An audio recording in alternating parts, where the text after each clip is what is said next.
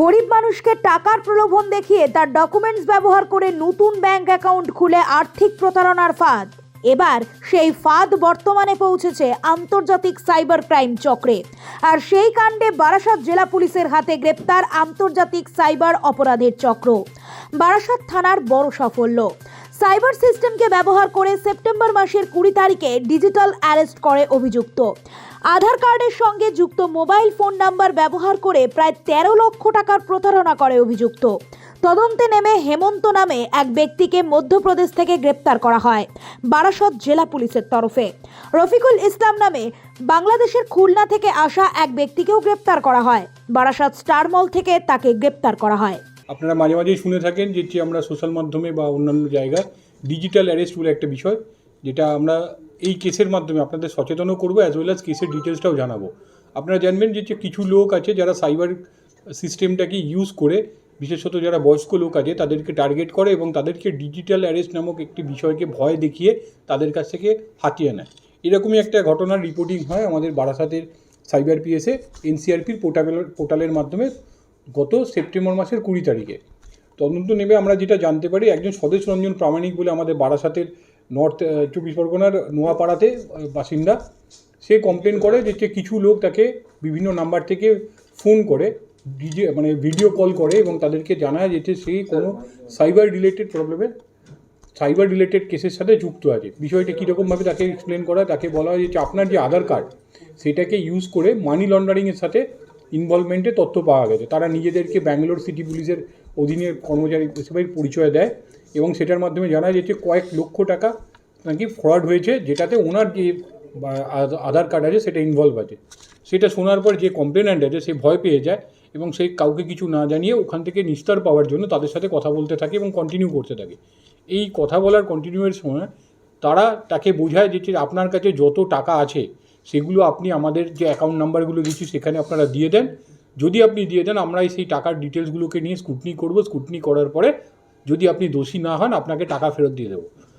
লোক যেহেতু এগুলোর সম্বন্ধে তাদের খুব বেশি অ্যাওয়ারনেস না থাকার ফলে তারা ভয়ে, এবং যারা বসেছিল নিজেদের পোশাকটা পুলিশের মতো পরে এরকম আপনাদের যেমন কি আপনারা আমাদের দেখছেন সোশ্যাল মিডিয়াকে ব্যবহার করে, তারা ভাবছিল যে তারা তাদের সামনের লোককে বোঝাচ্ছে যে তারা পুলিশ আছে এবং পেছনে কোনো একটা পুলিশ স্টেশনে নাম টাম দিয়ে এমনভাবে করেছে অ্যাজ ইফ এটা সত্যিকারের কোনো পুলিশ করছে ওনার সাথে। উনি ভয়ে 13 লক্ষ টাকার অধিক টাকা তাদের অ্যাকাউন্টে দিয়ে দেয়। কিছুদিন পরে উনি এটা খুব ভালো করে রিয়েলাইজ করে এই পুরো ব্যাপারটা ফেক আছে। তার কারণ টাকা দেওয়ার পরে যখন দেখছেন যে আর ওরা যোগাযোগ করছে না বা নতুন ফার্দার কিছু কমিউনিকেশান হচ্ছে না, সামহাও ওনার মধ্যে এই রিয়েলাইজেশনটা হয়। তখন আমাদের ন্যাশনাল যে পোর্টাল আছে এনসিআরপির পোর্টাল, সেইখানে উনি কমপ্লেন করে রিলেটেড টু দিস ফ্রড। ওই কমপ্লেনটা পাওয়ার পরে আমাদের যে সাইবার পোর্টালটা আছে সেখান থেকে কনসার্ন জুরিসডিকশন যে পুলিশ স্টেশনের হয় তাদের কাছে পাঠিয়ে দেয়, আমাদের এখানকার ক্ষেত্রে বারাসাত পিডি, সেই জন্য এখানে পাঠানো হয়। এবং এখানে পাঠাবার ফলে আমাদের যারা সাইবার পিএস আছে তাদের কাছে কেসটা আসে। সাইবার পিএসে আসার ফলে আমাদের আইসি সাইবার যে আছে ইসরায়েল এবং ওর entire team under supervision of SDPO Barasat এই কেসটাকে মনিটরিং করে। তদন্তে নেমে আমরা কিছু লিড পাই, সেই লিডের বেসিসে আমরা একটা ডিটেলস পাই। সেই ডিটেলসে আমরা কিছু টেকনিক্যাল অ্যানালিসিস করা, যেটা আমি এখনই আপনাদের বলতে চাইছি না for the sake of investigation. সেইটা করে আমরা হেমন্ত নামের একটি লোকের ডিটেলস পাই, যে বেসিক্যালি হচ্ছে আমাদের মধ্যপ্রদেশের কোনো একটি সিটির অন্তর্গত, সেখানে তার সম্বন্ধে আমরা ডিটেলস পাই এবং তাকে আমরা অ্যারেস্ট করি। এই অ্যারেস্টটা করা হয় আমাদের নভেম্বর মাসের 11 তারিখে।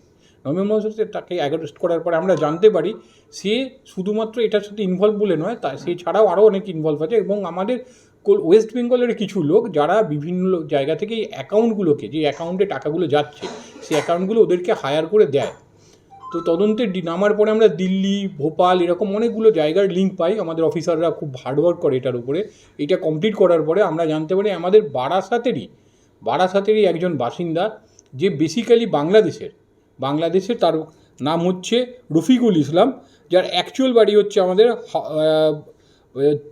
চিকরাগালি বলে কোনো একটা জায়গা আছে, post office Chikragali, PS Murliganj, Khulna sub division বারাসাতের, এই বাংলাদেশের।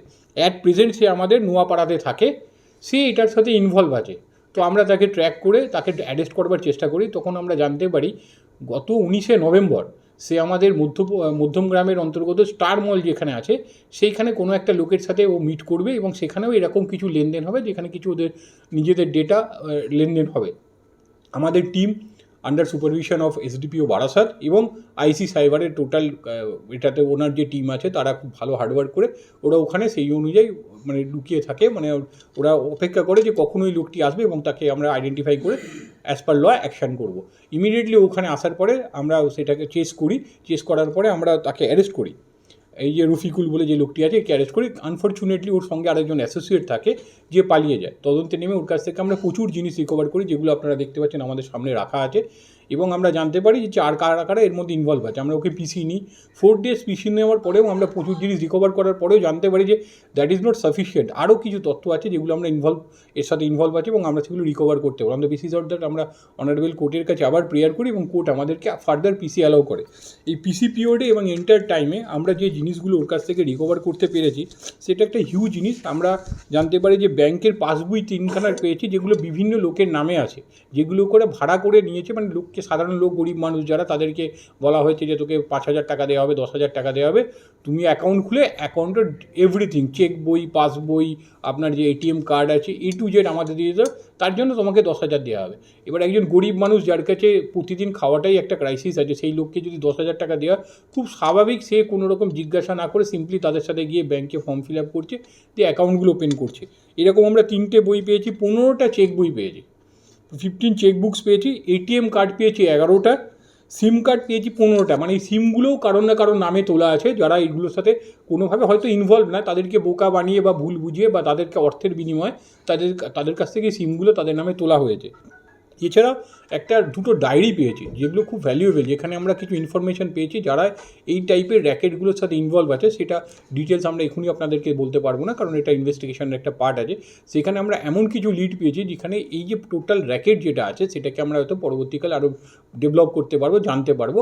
এছাড়াও অনেক কিছু আমরা তথ্য পেয়েছি। আমরা 3খানা মোবাইল ফোনও রিকভার করেছি।